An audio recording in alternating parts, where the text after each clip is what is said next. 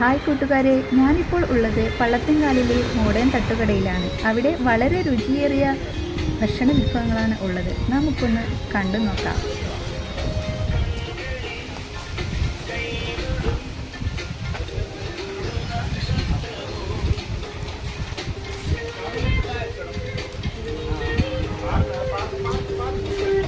എങ്ങനെയാണ് ഭായി ഈ goalie Baja ഉണ്ടാക്കുന്നത്? ഇപ്പൊ ഗോളി ബജയല്ലേ നിങ്ങൾ ഉണ്ടാക്കുന്നതെന്ന് പറഞ്ഞേ, അതെങ്ങനെയാണ് ഉണ്ടാക്കുന്നത്?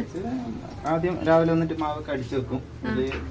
പച്ചമുളക്, ഇഞ്ചി, പിന്നെ സവാള, കറിവേപ്പില, പിന്നെ ഉപ്പ്, കുറച്ച് അപ്പക്കാരിടും പുളിച്ച് വരാൻ വേണ്ടിട്ട്. രാവിലെ നല്ല അടിച്ചു വെക്കും. വൈകുന്നേരം ഒരു 3-4 മണിയാകുമ്പോൾ നല്ല സെറ്റായി കിട്ടും. അതിങ്ങനെ ഒട്ടി ഒട്ടി ഒട്ടി ഇടും. ഇത് നിങ്ങൾ കുറെ കാലമായി ഇത് ഉണ്ടാക്കാൻ തുടങ്ങിയിട്ട്? കുറെ സമയമായി. അതെയാ?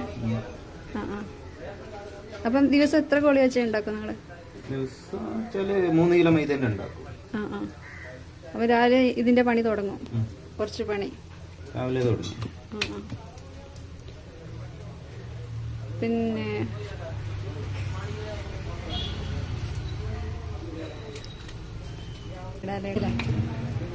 Thank you, by.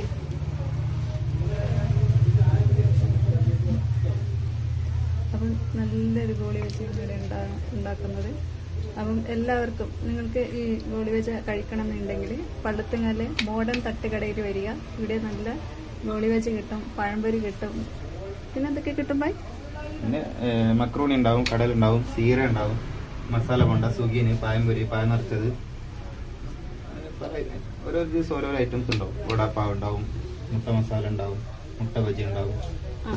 അങ്ങനെ പലവിധ ഐറ്റംസ് ആണ് ഇവിടെ കിട്ടുന്നത്.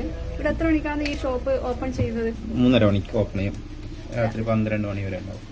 നൈറ്റ് 12 മണി വരെ ഉണ്ടല്ലേ? അപ്പൊ നിങ്ങൾ രാവിലെ ഉച്ചക്ക് 3:30 മണി തൊട്ട് രാത്രി 12 മണി വരെയാണ് ഇവിടെ കട ഓപ്പൺ ചെയ്യുന്നത്.